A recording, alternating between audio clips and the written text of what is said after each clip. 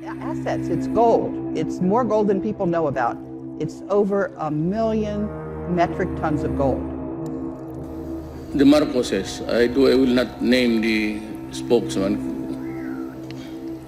They'll open everything. To help me implement the last will and testament of the late President Marcos. But it shows deposits in the name of Ferdinand Marcos in a bank in Brussels, and it's for $987 billion. 900. Can we show the camera? Just to show you the bill of lading, how much is $240 million. Oh my goodness. Is it million? Billion? Billion. Billion? 240 billion? Only one shipment.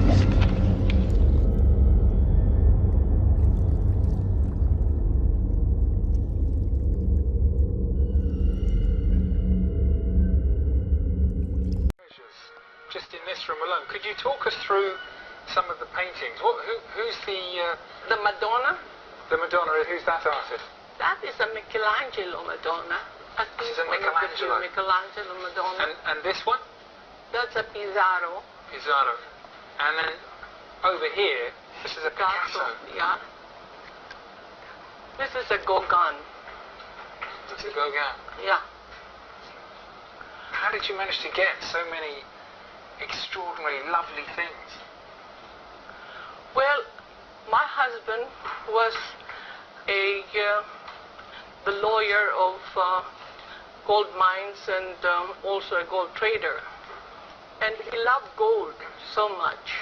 He would always tell me, "Sweetheart," he said, "it's hard to earn money honestly and properly, but harder still to spend money properly. You be the one to spend." And then I said, "Why?" And then he said to me, "Because all you buy is beauty." It sounds like a perfect relationship then. He earned the money. Yes. And you spent it. Spent it, right.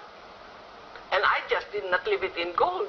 I bought paintings, beautiful jewelry, beautiful silver, anything beautiful. But when President Marcos was acquiring all this money and giving it to you to spend, did you think it was his money, or did you look on it as money, the money of the Philippines, of the Philippines people? Oh no, I knew it was his money because I saw this gold already in his home. You were rich even before you became He was rich. leaders of the country. He was rich. Oh, definitely. And that has always been Imelda's line. Thank you. Her husband, Ferdinand Marcos, was a staggeringly successful investor in gold who made billions. Manila Polo Club over there. We didn't use the Filipino treasury as our own personal cash machine. And if you think we did, prove it. And so far, despite hundreds of court cases, no one really has.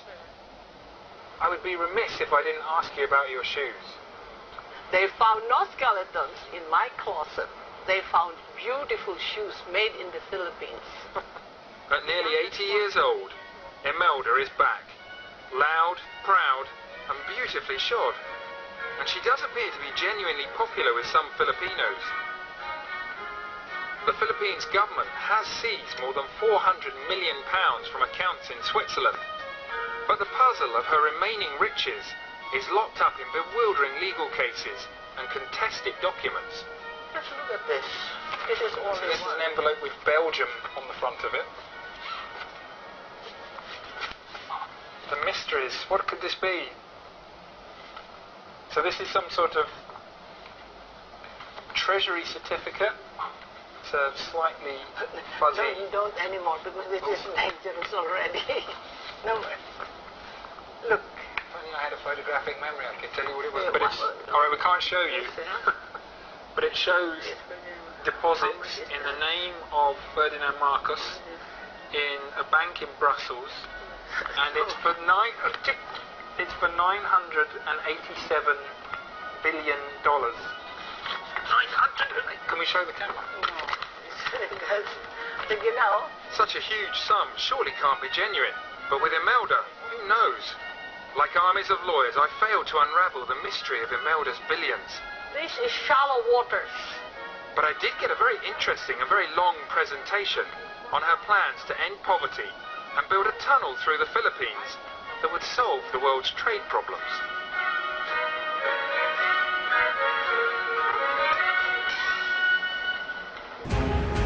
No, we are not the thieves. These are the people.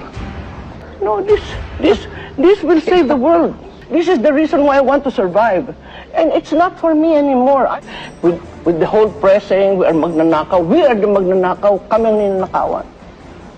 We are the one who took it. Marcos suffered so much for this. Assets, it's gold. It's more gold than people know about. It's over 1 million metric tons of gold.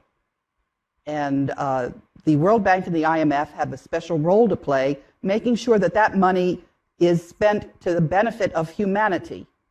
So where's the gold? A lot of people, some people believe that the gold in Fort Knox has disappeared. That's been in question for many years. Congressmen have attempted to get an audit of the gold in Fort Knox. So 1 million metric tons of gold is not something you can just hide. Where would you say that that gold is being stored? 400,000 metric tons are in the Central Bank of the Philippines. There's over 200,000 metric tons in Union Bank of Switzerland. And some of that gold is buried securely in the Philippines as well. Some of it is held in various banks, but the bulk of it is in the Philippines. That there is a special trust that contains just about all of the world's gold. It was established by Ferdinand Marcos. This gold, people want to know what the gold is. You're referring to the president of the Philippines, of the former president of the Philippines who died in '89, correct? That's correct. That's who, except, you know, it's not clear about the exact date of his death because he had a cousin who, you know, he was removed. He was removed by the CIA. It was not by a popular uprising. You know how the CIA stages these things. And he was sent off to Hawaii. But he had expected that this was going to happen, and he had gotten his cousin to stand in for him. So he was actually, it was his cousin that was in Hawaii, captive. Yeah. But anyway, what Ferdinand Marcos did was he took the world's gold. I was explaining what is the world's gold. It's gold from King Solomon. It's gold that the conquistadors in Spain gathered up from the Aztec and Inca civilizations. It is gold that was gathered by General Yamashita between World War I and World War II. And what the banks did when they gathered up the gold, they issued certificates to the wealthy people who had the gold. And those certificates had interest that was payable in gold. And the interest has been compounding. What Ferdinand Marcos did was he put the gold in a trust for benefit of humanity. And he said that the trust would be for 50 years. The reason he did this, he was a lawyer, and he knew that if somebody claims that they own something and they are not able to prove their claim for 50 years, that claim is extinguished. That's a legal concept called statute of limitations. These are the 350,000 documents used against me. Now, all of that. All the mines, all the banks of the world, 170 banks of the world. And I have the bill of lading. And these are all U.S. government exhibits. Just to show you the bill of lading, how much is $240 million. Oh my goodness. Is it million? Billion? Billion. Billion? 240 billion? Only one shipment. And these are plenty of shipments, and then 5 sketches. When we started, it was $32 and then $35. An ounce of gold. She's talking of gold. Now it's 1,300, 400, 500, 600, 800, nag-iiba-iba. Iba-iba. Ounce yan. How many kilos? And we are sitting on gold.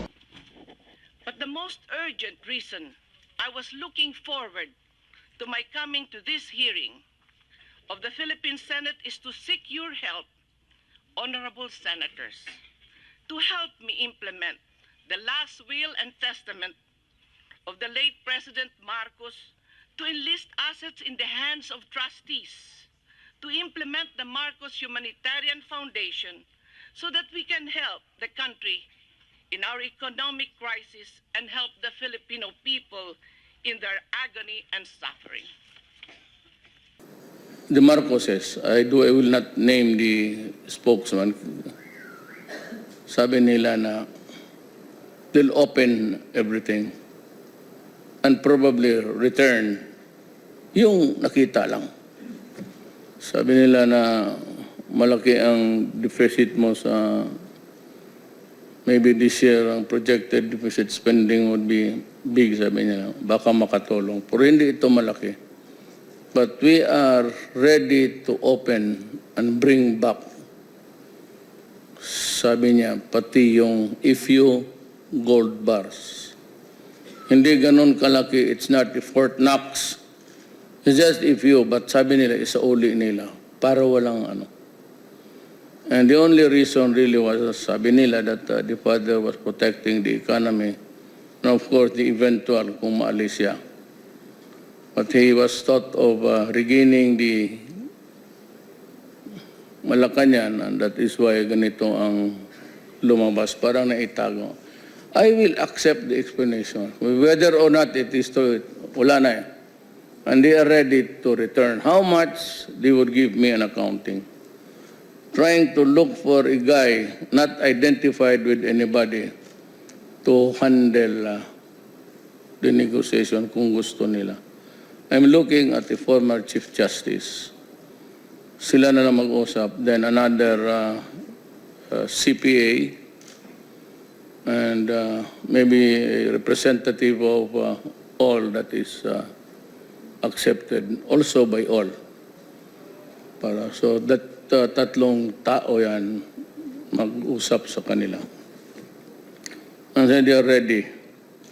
And I'm happy na we come with a clean breast. Make something that is really worthwhile for the Filipinos.